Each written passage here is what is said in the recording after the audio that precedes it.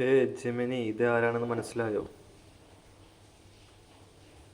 ആരാധന മൂത്തൊരു ആരാധിക വരച്ച ഐശ്വര്യ റായിയുടെ ചിത്രമാണിത്. തീർച്ചയായും ഇതിൽ ഐശ്വര്യ റായിയുടെ മുഖഭാവം നന്നായി പകർത്തിയിട്ടുണ്ട്. ഓ എക്സലന്റ്, ഇത് ഐശ്വര്യ റായി തന്നെയാണ്. തീർച്ചയായും ഐശ്വര്യ റായി തന്നെയാണ്.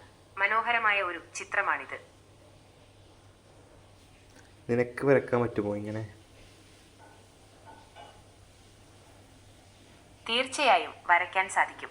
ഇത് ഒരു കൗതുകമുണർത്തുന്ന ചിത്രമാണ്. ഇതിനെക്കുറിച്ച് കൂടുതൽ എന്തെങ്കിലും അറിയണമെന്നുണ്ടോ? അറിയണമെന്നുണ്ട്. തീർച്ചയായും വരയ്ക്കാൻ സാധിക്കും.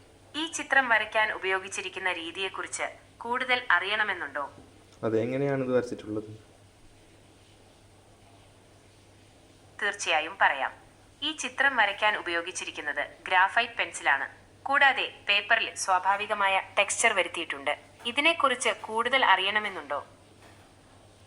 ഇതെന്താ പകുതി ഇല്ലല്ലോ, അതെന്തുകൊണ്ടാണ് അങ്ങനെ? ഈ ചിത്രത്തിൽ പകുതി മുഖം വരയ്ക്കാത്തത് ഒരു പ്രത്യേക ശൈലിയാണ്.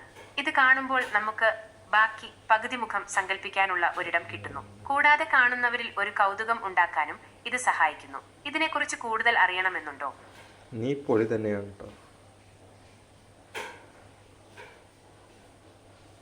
നന്നായിട്ടുണ്ട്.